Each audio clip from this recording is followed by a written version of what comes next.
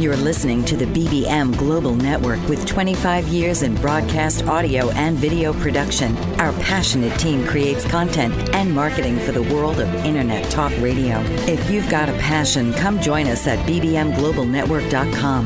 The BBM Global Network. Your voice is now heard.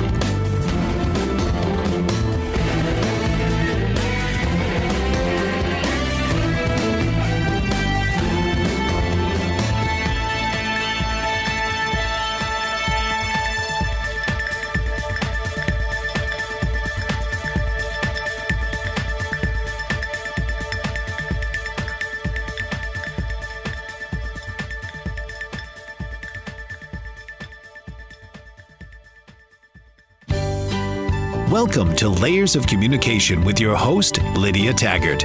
Life presents experiences that add layers to who we are and how we see the world, affecting how we communicate.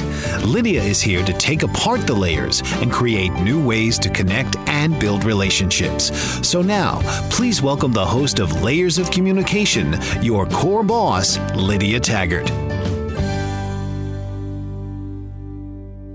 Hello, welcome to Layers of Communication. I'm your host, Lydia Taggart, and you're listening on BBM Global Network and TuneIn Radio. Today, I was distracted. Have you ever been distracted? Oh my goodness, I burnt my breakfast this morning because I was so distracted. But I wasn't too distracted to remember to open the windows and let the air out.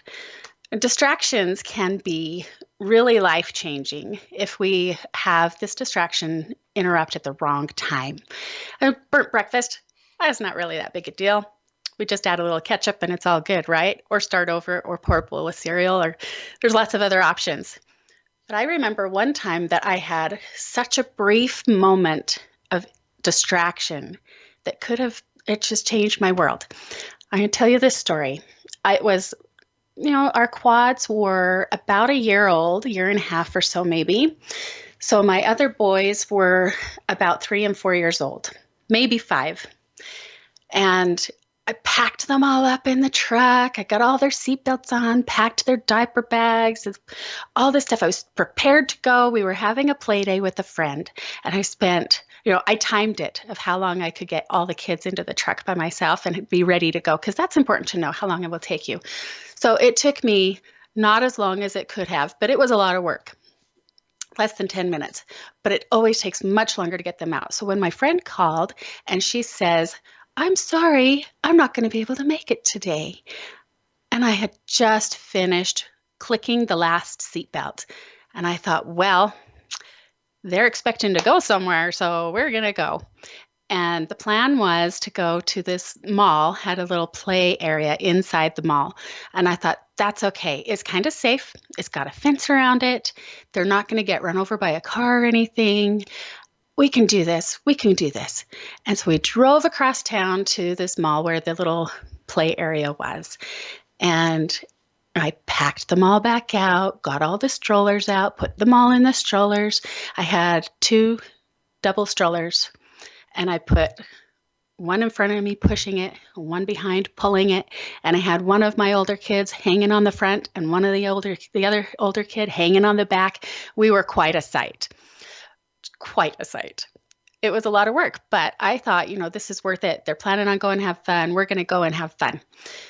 When I got there, we got into this play area. It was really fun, really cute. And I was so focused on not losing any of my kids, making sure they were all safe and everything. And I counted them constantly. I was like, 1, 2, 3, 4, 5, 6. 1, 2, 3, 4, 5, 6. 1, 2, 3. Oh, there you are. 4, 5, 6. Over and over and over and over. And I just kept counting and counting. And this lady comes over to me, and it was kind of obvious that I had all these kids with me. And she's saying all the normal things that all people who see me being crazy, like taking my kids out, do. I usually had people with me. I didn't usually go by myself. That's kind of crazy.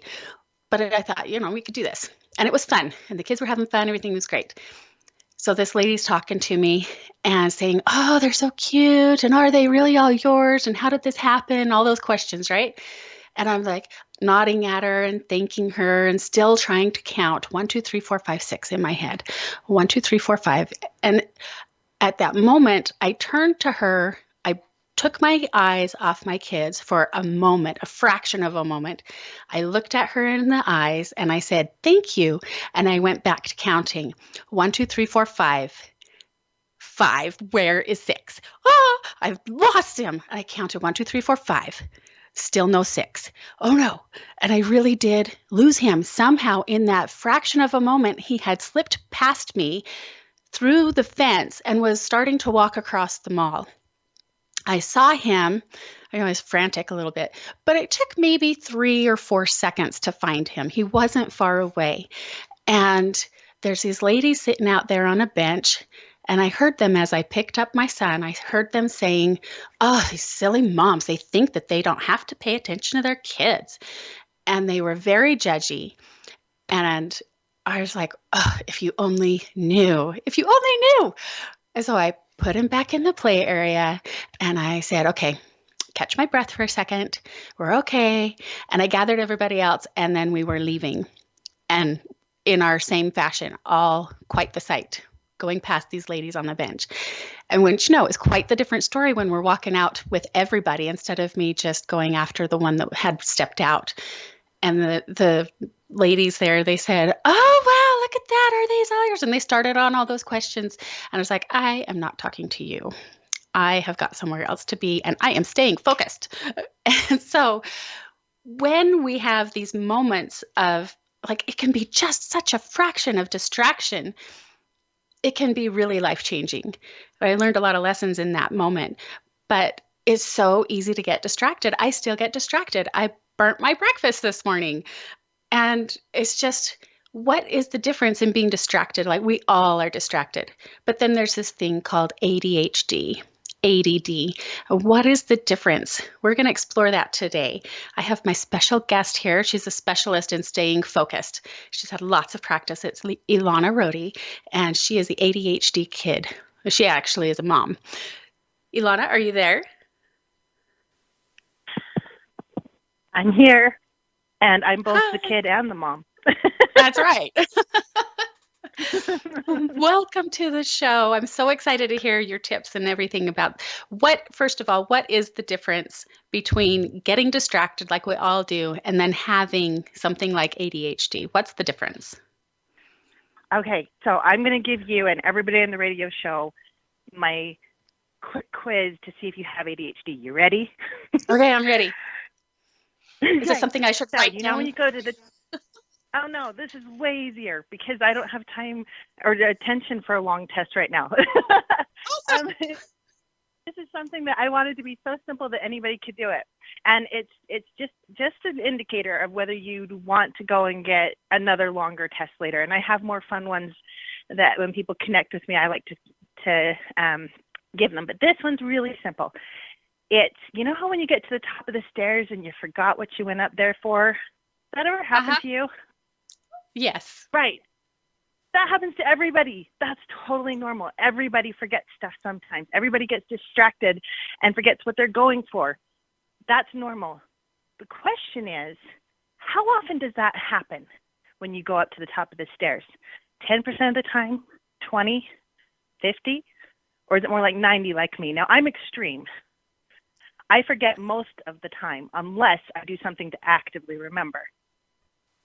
The question isn't, do you do these things that ADHD people do? The question is, do you do them so often, is it making your life harder? If it's making your life harder, then you should get help. And that's what I do. So if your life is just hard anyway, how would you, if you've had this all the time, how would you know if it's now, harder? I will say okay, so one of the ways is to check against other people. You know, I have 3 sons that have special needs, and the 4th son, we're not sure what happened with him. Something went wrong. We think he might be normal. Oh. So I know, and people hear that, they're like, wait, that's wrong? No, it's just unusual for our family. And when he started doing things, we had to see that it was different. And so we had to look at those differences. So that's a lot of times what you have to do is look at the differences. So on my website, then I can direct people toward a more comprehensive quiz. But we'll talk about some of the symptoms of ADD today. Awesome. And we'll get back to those right after this break. You're listening on BBM Global Network and TuneIn Radio. I'm your host, Lydia Taggart, and this is Layers of Communication. We'll see you soon. Essential Nutrients LLC is the brainchild of entrepreneur Barbara Burns. Inspired by a desire to help others, Barbara worked with a team of scientists to develop unique nutritional liquid supplements with the goal to improve the quality of your life. Glucosamine, zinc, and calcium are essential to well-being, and this is the focus of Essential Nutrients LLC. Whether you're a professional athlete, weekend warrior, student, business owner, or homemaker, Essential Nutrients offers products for everyone, including the family pet. And they're easy to take, no pills. Health requires commitment, exercise, a good diet, proper supplementation, and action. So take action today and get your supply of essential liquid nutrients by visiting www.essential-liquids.com. Don't put off your health any longer. Take essential products today and start to measure the difference. Unleash the obstacles that bind you with certified professional coach Joanne Charette, a master practitioner in energy leadership. Joanne can help you break through personal and professional barriers and guide you to a higher level of empowerment and fulfillment. Passionate and dedicated, Joanne engages with her clients on a mutual journey. Her dynamic energy will motivate you to move forward as you partner on a venture to greater results. Isn't it time to make a breakthrough and commit to live the life you deserve? Invest in yourself and let Joanne Charette be the catalyst to the realization of your dreams by making them a reality. Based in Quebec, Canada, Joanne is also a space coach, using social media and Skype to work with anyone, anywhere around the world. Contact Joanne Charette today at 819-360-3266 or email her at actionrealization@live.ca. 819-360-3266. Now is your time.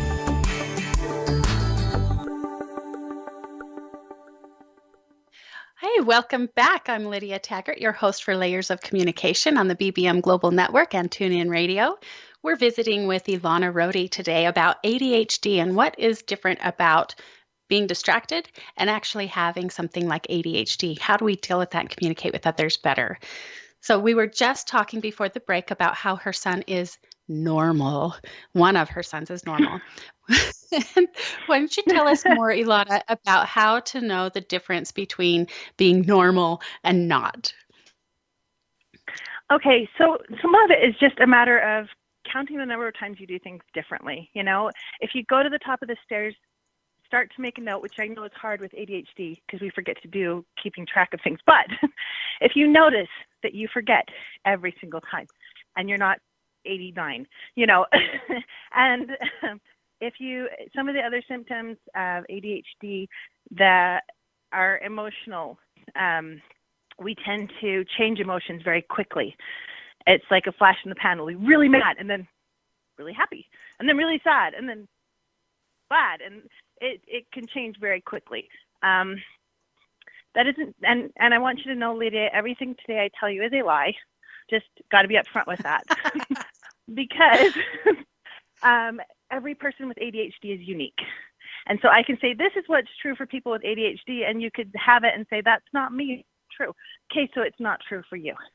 These are generalities. They're true for most people with ADHD, but not everybody.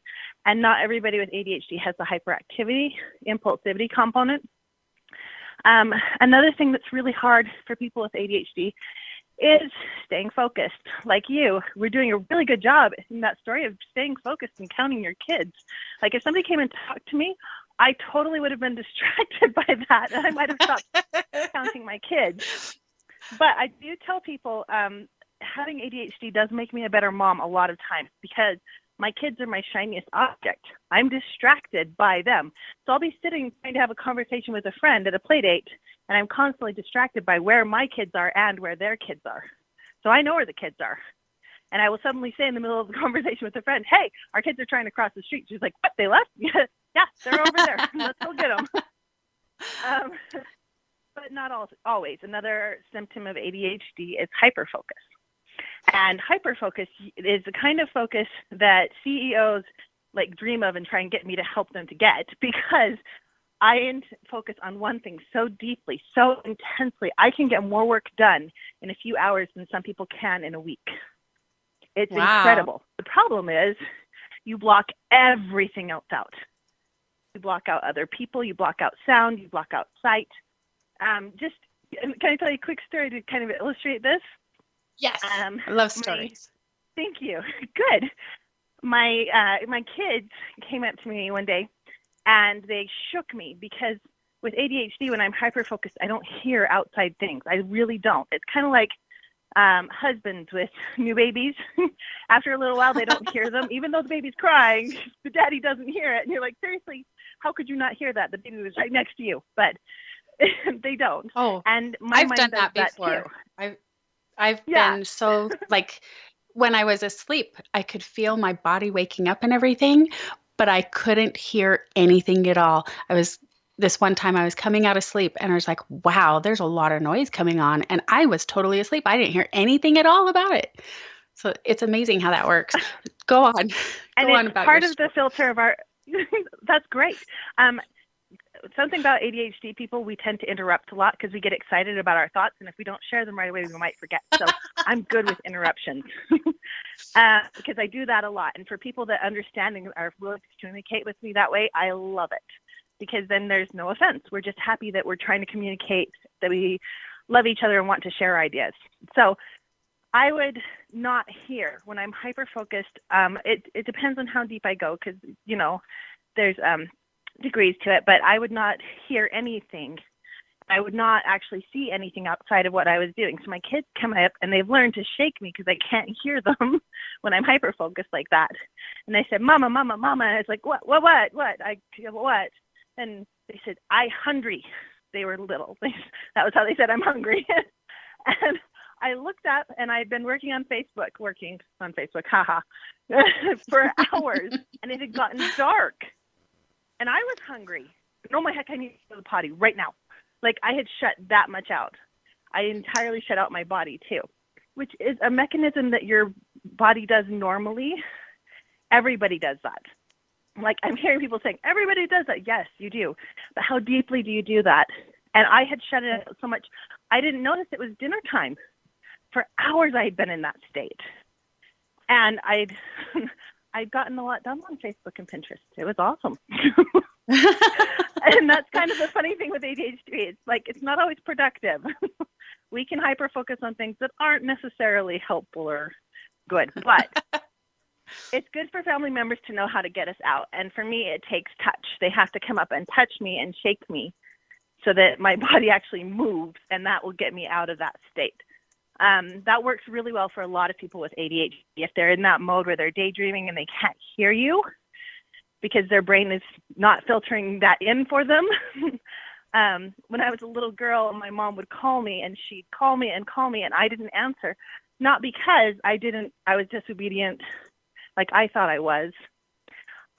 It was because my brain didn't tell me that it was more important than the cartoons I was watching. But if she came up and touched me, that would get me out of that state and I could hear her again. Because my brain was like, oh, wait, there's your mom. Pay attention. But we have to be careful with that. I want to say we have to be careful with what labels we put on ourselves. Labels is one of my big crusades. You know this. Yes. I love labels, and I think we should be labeled. And I think if you have ADHD, you should put the label ADHD to it. I have ADHD, but it's not who I am. I have a nose. That's not who I am. It's part of me. And knowing that I have ADHD was really helpful because then I knew I wasn't just disobedient. I knew my brain worked differently. So when I didn't hear my mom, it wasn't because I was disobedient. It was because my brain worked differently. I am obedient when she asked me to do something and I heard her finally because she had touched me and got me to look in her eyes. And then I was able to talk back to her and acknowledge, oh, you want me to clean my room. Yeah, I still didn't want to do it, but at least I had heard her and I could try to do it. Right. And I totally believe in that labeling as knowing what it is. And I remember when my son was diagnosed with Asperger's, and it was such a relief. Like, oh, that's what it is. It's not because I'm a bad mom and I'm not teaching him well, but there is a reason for it. And not that it's who we are, but it's one of those layers on top of who we are that we see the world through. All right, we're going to go to another break again. And when we get back, we'll talk more about labels and how Elona got to be so amazing in this topic. We're on the BBM Global Network and TuneIn Radio. I'm your host, Lydia Taggart, and this is Layers of Communication. Stay close. Hello, everybody. This is Coach Betty Louise, and I have a question for you. When is the last time you looked in the mirror and saw your amazing beauty and sexuality? 80% of women do not have a positive body image. 97% of women do not like something about their bodies, and over 10 million women have eating disorders.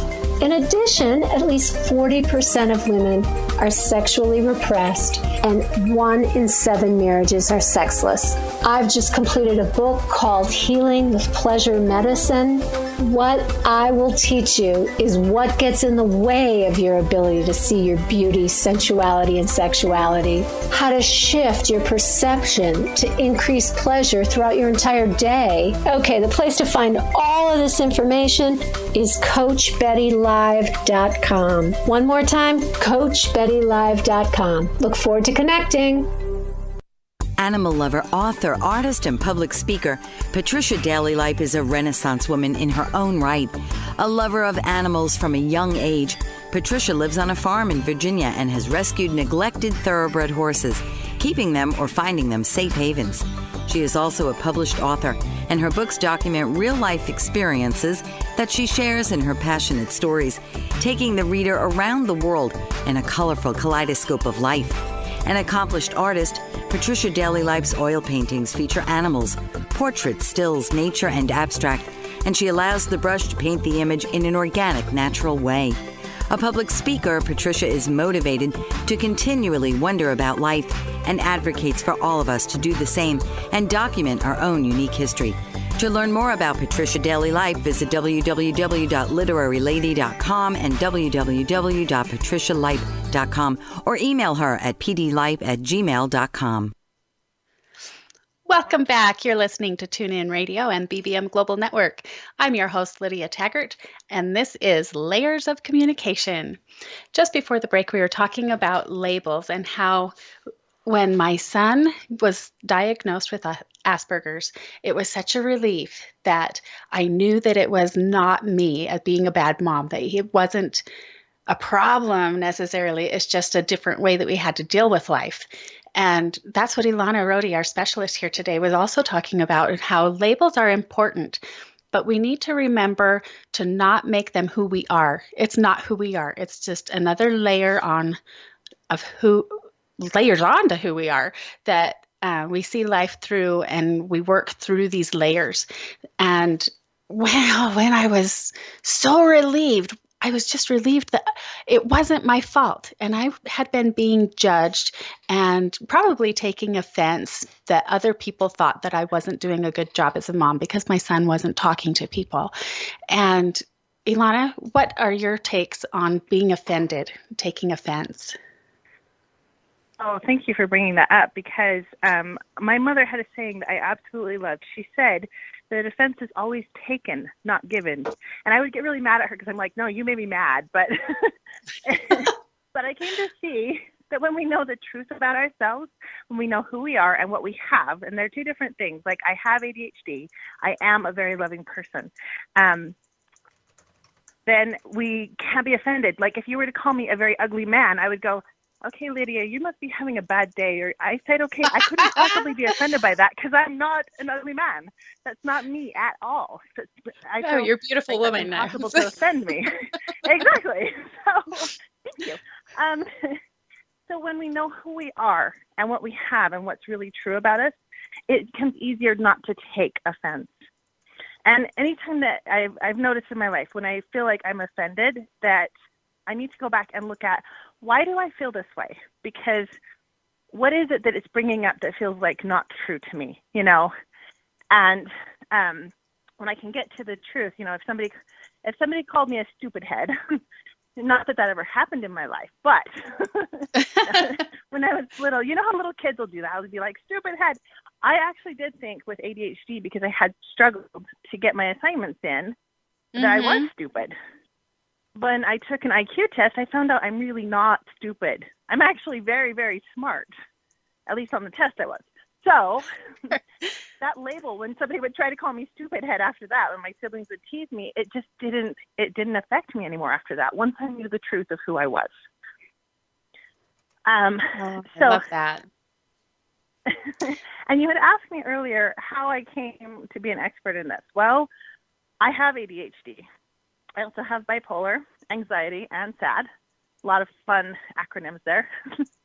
And I have 2 kids that have ADHD. One of them doesn't have the hyperactivity, so I get both flavors, the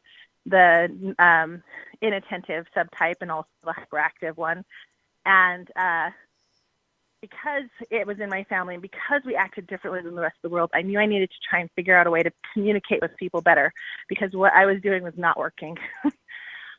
When you can't hear somebody calling you, it can cause problems, right? I mean, a big part of communication is you have to hear the other person. So I had to teach my husband to communicate with me and make sure that he touched me to get my attention and make sure he had my attention. He doesn't always have to touch me, but he needs to make sure that I am paying attention to what he's saying. He can actually hold a conversation with me and my mind will leave in the middle.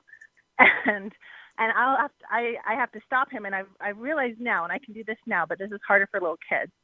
I realize now when my mind has left the conversation and I need to stop him and say, this is the last thing I heard. And I really love you and I want to know what you're talking about, but my mind left. So will you please repeat that for me? And my kids are used to this communication now.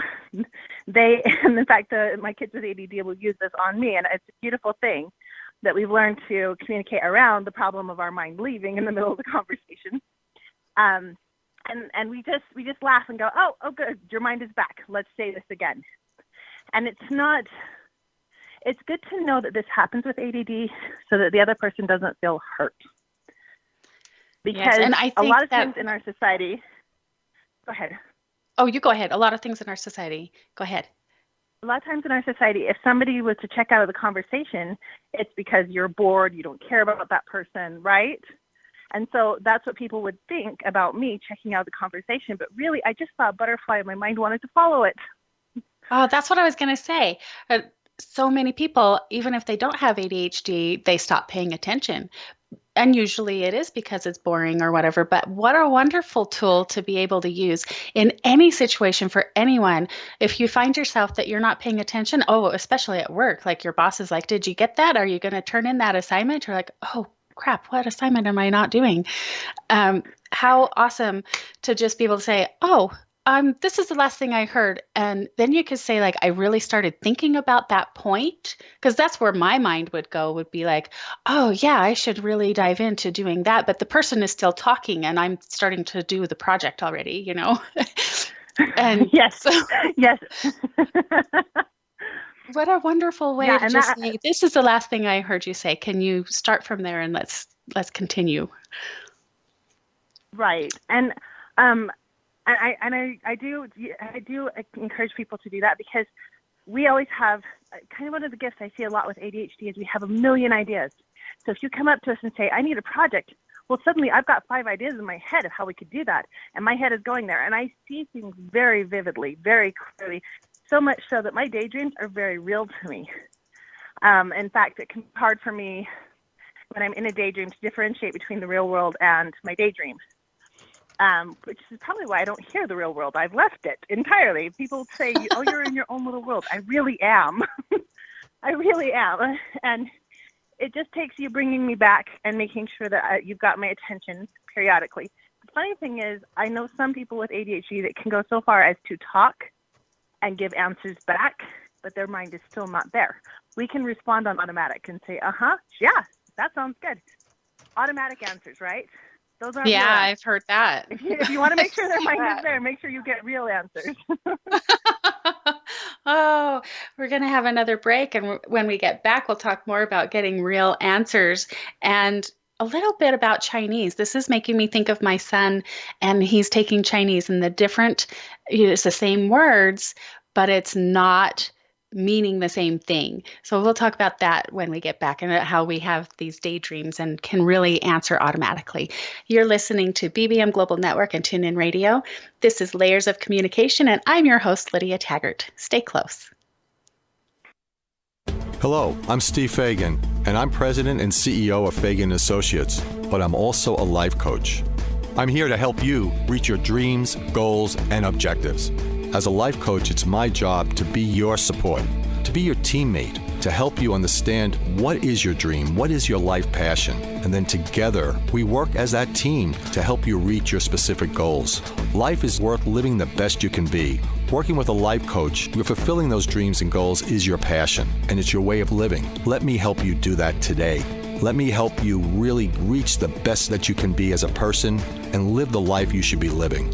I'm Steve Fagan. I'm a life coach, and I'm here for you. Contact Steve Fagan at FaganandAssociatesInc.com or call 1-800-239-2701. And I'll be glad to help you move forward to live the life of success. Reach your dreams, your goals, your objectives. We can do it together. Patricia Fayerweather Harlow is passionate about the environment and conserving our natural resources. She's written a 5-part book series for all ages called Rock with Rodney and Party with Perky to Preserve Wildlife, which brings awareness through these vibrant characters on preserving and protecting our national parks and historic landmarks. Harlow has launched a campaign to mobilize green supporters in forming a united front against big oil, big coal, and the Keystone XL pipeline, and she addresses the controversial practice of fracking in books 4 and 5. She's determined to bring greater awareness to the dangers of drilling and running crude oil through pipelines that cut through pristine landscapes, and she empowers readers to take action in keeping America beautiful. To learn more about Patricia Fayerweather Harlow and to purchase her books, visit www.patricia-fayerweather-harlow.com. That's FAYERWEATHER, and play your part in preserving the landscape that we all share and love. Welcome back to Layers of Communication on the BBM Global Network and TuneIn Radio. I'm your host, Lydia Taggart. We are talking with Elona Rohde today. She's an ADHD expert, and we were just talking before the break about different languages and how Chinese, when my son is taking Chinese, you can say ni hao ma, but it means something different. And I don't know, I'm probably saying it the wrong way because I hear ni hao ma or ni hao mo, ma, ma. They all mean different words. And he just rolls his eyes at me if I say it wrong, but he will slip into different, like he's got a couple other languages and he gets lost in the different languages sometimes. He walked into his math class once and he said, ni hao means hello, or however you're supposed to say it means hello. And so he says ni hao to his math teacher, and his math teacher just starts talking to him in Chinese. He's like, oh, my math teacher knows Chinese. I didn't know that's what we were doing. And so it's like that. Elona was saying it's kind of like that with ADHD, where they can be in their own world, literally, but they can also talk and give answers back automatically without really having their mind all the way there. And Elona, go ahead and tell us more about that. Okay. So, you know how you'll just kind of answer and say, when you're trying to do the dishes and your kid's going on and on about Ninjago and you don't watch Ninjago and it's their favorite show, so you just keep saying, And then at some point you realize you just said, to giving them $5. that happens more frequently with ADHD, where we will give automatic responses and then we don't know what we just responded to. So it's really important if you're talking to somebody with ADHD to make sure that they got it. And one of the best ways to make sure they got it is to have them repeat it back. Now, this doesn't have to be for everything, but if it's something really important, we need to be at the doctor at 10 o'clock. Tell me what I just said. And if they say we need to be at the doctor at 10 o'clock, they're just parroting. Tell them to say it again in their own words. When do we need to be at the doctor? 10 o'clock, because if they really got it, then they'll be able to say it back in their own words. The other thing is, just because we actually said it back to you doesn't mean we'll remember it. So make us write it in our calendars. We're more likely to get there if we actually have it in our calendar with a reminder on that's audible. There's a lot of strategies and things they use for ADHD to try to remember things. But here's one of the biggest things, and I know it's not the Chinese, we'll get to that, but I forget things a lot. And so in my family, reminders are an act of love. I don't mean to forget things, but it happens. My brain just drops things, important things. And it's not because I don't love that person, and it's not because they're not important to me. It's just that I saw a butterfly. And I do believe that people with ADHD, it's our job to point out all the beautiful things in the world. That must be why we do it. So whenever my kids remind me of something, I say, thank you for reminding me. They actually help me to take my medicine every day. When I was taking a medicine that I need to take every day, my kids would ask me every night, and each one of them, down to my 3-year-old, would ask me, Mama, have you taken your medicine? And I either would answer, yes, thank you for reminding me. And I was so grateful because I knew they loved me and cared about me doing it. Or I would say, no, I'll go do it now. My 13-year-old got tired of hearing, no, I'll go do it now, repeatedly. And so he learned to take my hand and walk me over to the medicine. And then he learned that wasn't enough because I could get distracted standing there by somebody else in the room and leave before I'd actually taken the medicine. And so he learned to watch me take it, which he didn't have to do, but he did because he loved me.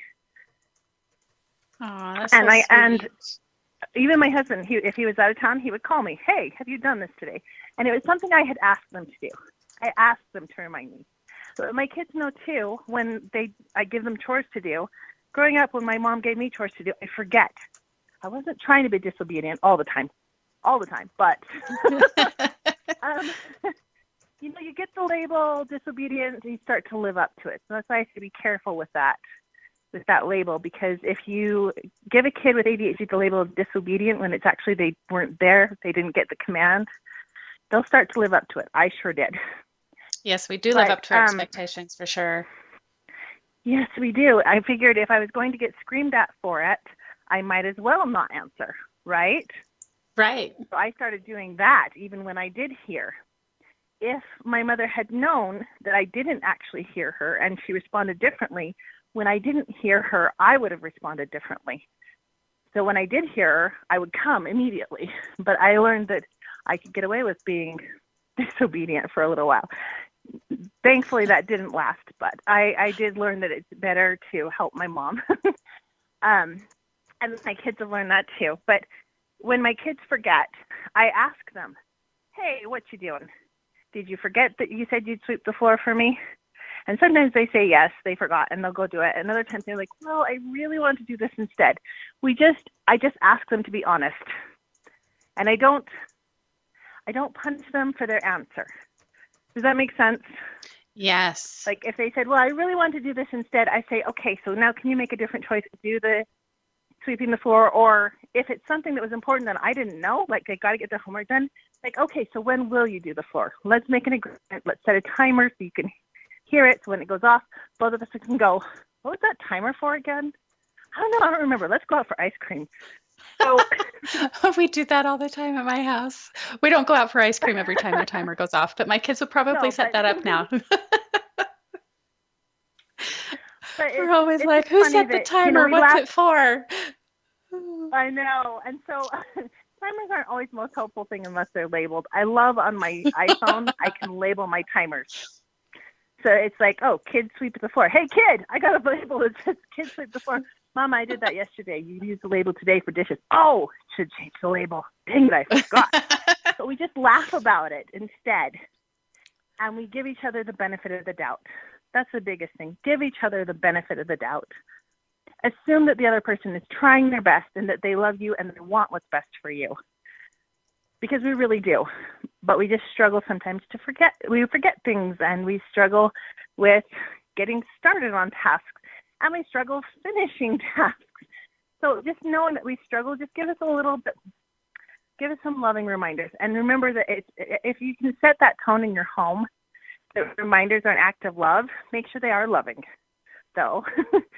Dang Oh, it, did you yes. sweep the floor? That's not a loving tone, and tone matters.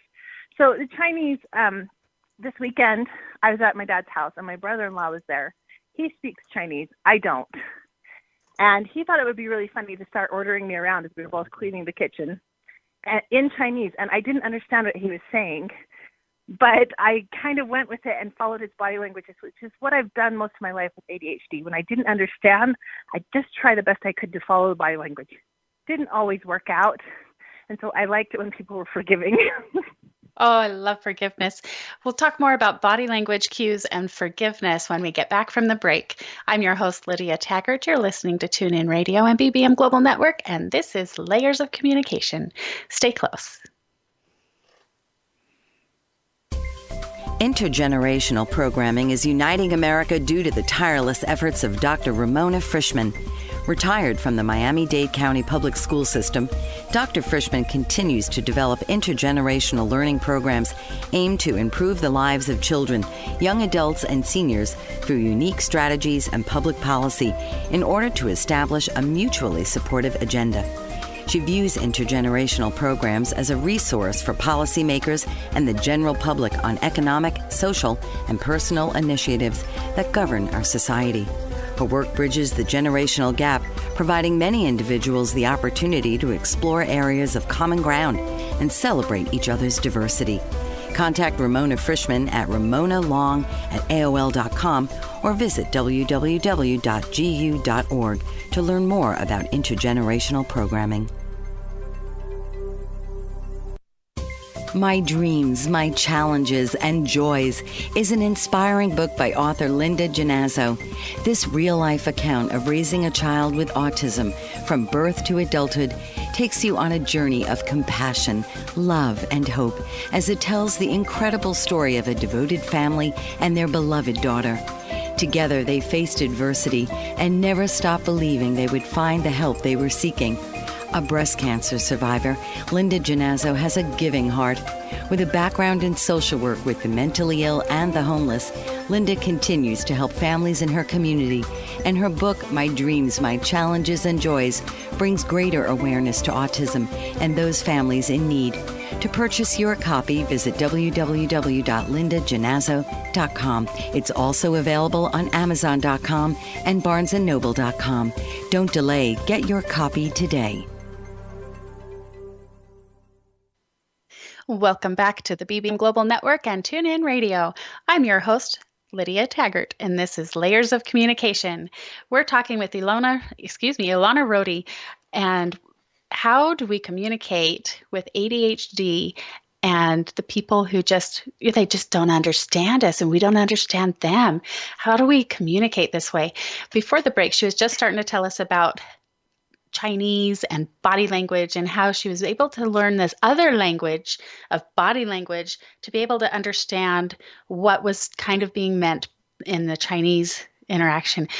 Elona, can you tell us more about body language and how did you learn that you needed to learn body language to understand people? Well, that's just the thing, is it was a survival mechanism.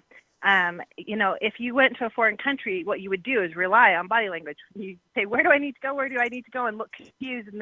And you hold out your map, and then the people around you go, they look confused. They have a map. And they point, and you would follow the pointing finger. And I would do that a lot. My mom would yell, and she'd point, and I would go, I need to be over there. And I'd go over there. And then I'd stand there if I didn't know what to do. And she'd go, and she'd get mad, and she'd point again at the broom, and I'd be like, oh, I guess I got to sleep. So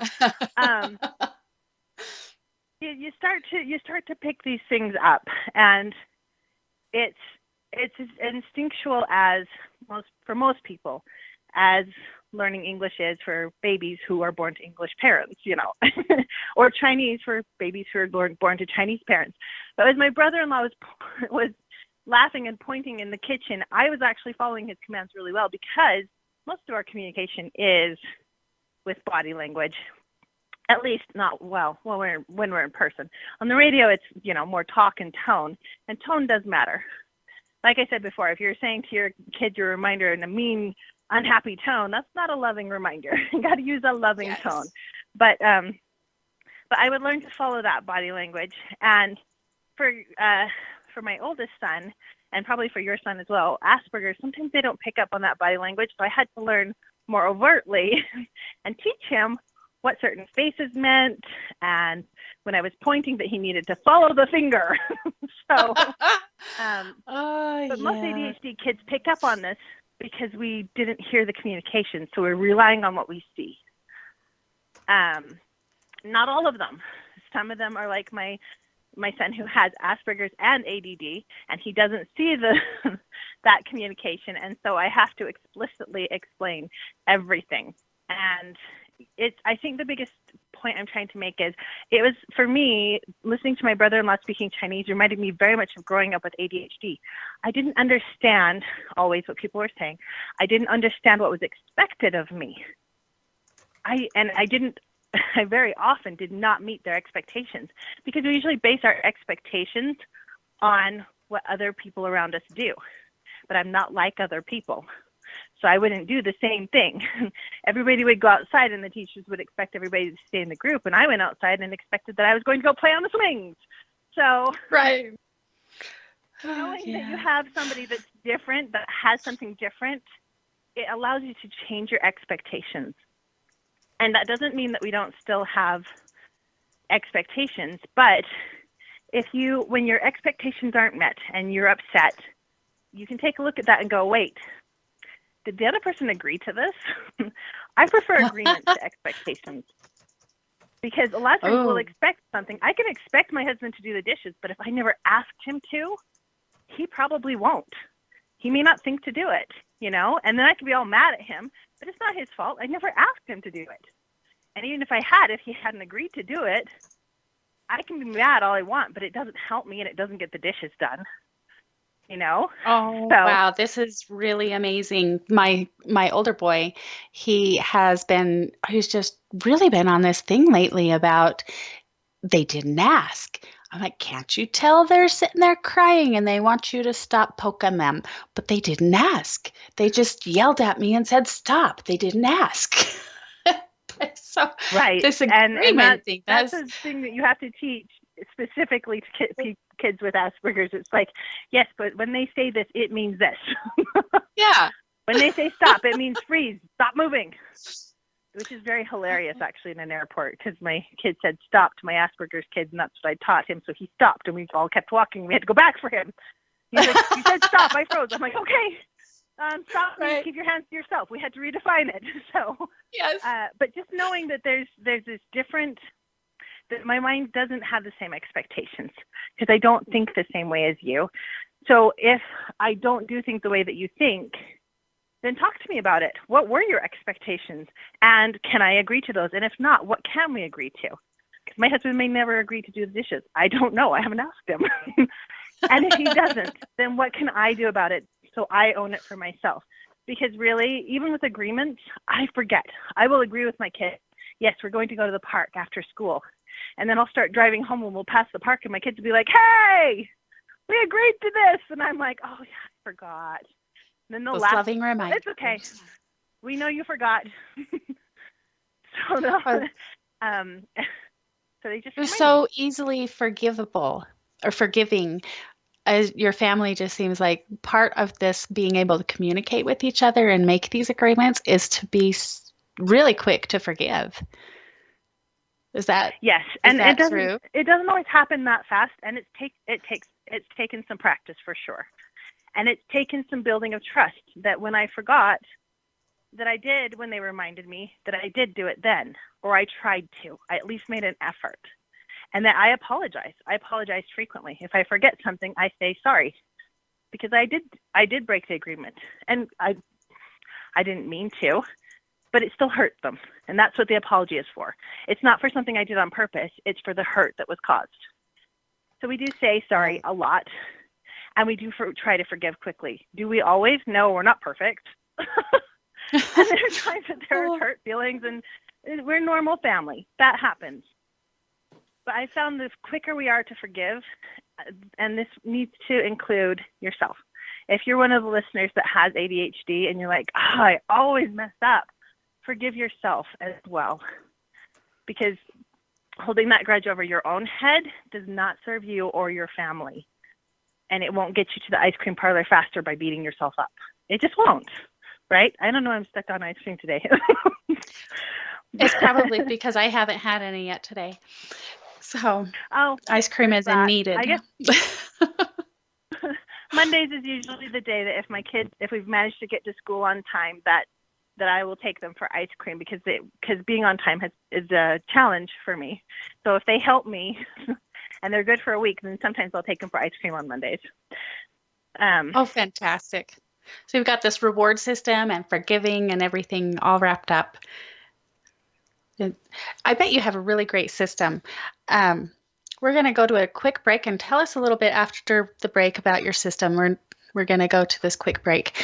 This is Layers of Communication on TuneIn Radio and BBM Global Network. I'm your host, Lydia Taggart. Stay close. Are you stressed? Is your stress driving you crazy? Do you know there are many ways to relieve the stress? The Spirit Within Massage and Hypnosis Clinic does just that. Reduce your stress plus so much more. Established in 1997, the Spirit Within Massage and Hypnosis Clinic offers an approach to wellness for those individuals who choose to either utilize appropriate complementary methods to enhance their current medical care, or to those individuals who are on their personal journey toward improved health and wellness through the use of therapeutic bodywork, Reiki energy healing, or hypnosis. The Spirit Within Massage and Hypnosis Clinic is owned by Dr. Judy Dean, a registered nurse and board-certified massage therapist and medical hypnotherapist in LaPorte, Indiana. Visit www.spiritwithinmassage-hypnosis.com to see all services offered by Dr. Judy. For a free personal consultation, please call Dr. Judy Dean at 219-326-1380. The Spirit Within Massage and Hypnosis Clinic, 219-326-1380. MJ Dammit is the owner of Expect to be Empowered, a company whose specialty is empowering people to live their best life by following their heart and accepting themselves unconditionally. After studying and making personal changes, MJ now focuses on giving others tools for self-empowerment. She provides individual and group workshops for people who are physically, emotionally, and spiritually blocked. Inspired by her work at Expect to be Empowered, MJ authored the book Waves of Blue Light, Heal the Heart and Free the Soul, with accompanying empowerment cards. She is a Spirit Book of the Year Gold Medal Living Now Book Award winner. And her book is a #1 Amazon bestseller in spirituality and was a 2012 Gold Medal winner, recognized as the Living Now Spirit Book of the Year. An inspirational speaker, MJ will show you how you can repurpose every area of your life. Your life did not just happen to you. You chose it, which means you can change it. Visit www.expecttobeempowered.com or call 866-264-8024. Welcome back to Layers of Communication. You're listening on the BBM Global Network and TuneIn Radio. I'm your host, Lydia Taggart, and we are visiting with Elona Rohde about distractions and ADHD and all these different ways to communicate through these struggles and challenges. Just before the break, we were talking about getting a reward system in place for when you do succeed. When you have any kind of success, being on time was Elona's recent example. Go ahead and tell us more about your reward system, Elona. Right. Well, just 5 times, and it doesn't have to be in a row because that's too hard, but just 5 times, and we kind of count up. And it usually ends up being on Mondays because my kids are really good at it. At first, it would take us like 3 weeks to get 5 times. But as we progressed, we just rewarded every time it did happen. And I really think that it has to be individual. It has to be something you like and that you really want. And then if you find those things, they can be really motivating. So I do have that as part of my system when I help people with ADHD. You can find me at asktheadhdkid.com. And I do have a retreat coming up this weekend, actually, October 26th to 28th in American Fork. And I'm doing it just for women. And I'm doing a special. So if you go to retreat.asktheadhdkid.com and you use the coupon code Lydia, you get a discount off of the ticket price. I did that just for you, Lydia. And Oh, this is for thank moms you. who are like me, that are like you too, like always thinking of others, taking care of everybody else, and just get burnt out and need time to take care of themselves. Because if we don't take care of ourselves, we can't take care of our families and our businesses and our clients. We just can't. So we need to make sure to take that time for ourselves to make sure we're replenished so we can be at our best. Absolutely. Oh, fantastic. How exciting. Thank you. Thank you very much, Elona. And I I've got some really big things out of our visit today, and making agreements instead of expectations, and making sure that those expectations are agreed on both parties. That is a really big changer for me. And being quick to forgive is always a good thing, and be able to get through these. And I think that going to a retreat like that, taking care of us, is a way to forgive ourselves too, and help us to be better, so we have more to give when we are in service of others. So that's going to be fun, super fun. We also have, oh, I'm sorry. I saw a butterfly. How fitting for the show. I know. I was just thinking how this interacts with all the different ways that we communicate with other people, and all those different layers, even within this layer of ADHD. If we have this layer on who we are, there are so many layers within that you can work through as well. The touching to get them, make sure they're paying attention, really important to touch and get a real answer back, not just an automatic, I'm listening, but they're not really. Just all these different layers that you can put together. And it's just fantastic. Thank you so much for being with us today, Elona. Very excited. Tell us again that retreat address that they can get their coupon for. retreat.asktheadhdkid.com, and then you use the coupon code, the word Lydia, your name, and they get a discount off the ticket price. Fantastic. Thank you so much. And everybody else who's here, thank you for listening. You can find us at lydiataggart.com, and please send us your questions and comments, anything that you want to talk about in the future. Get your ebook there on how to get through the layer of time. It's free, and we will see you next time. Next time, we're going to be talking with Marianne Adams about relationships in business. Thank you for coming, and we'll see you next time on Tune In Radio, BBM Global Network, and the Layers of Communication. This is Lydia Taggart. Until then, we'll see you then. You've been listening to Layers of Communication with your host, Lydia Taggart. Tune in next week as we break through the layers in order to communicate and connect down to your core on Lydia Taggart's Layers of Communication.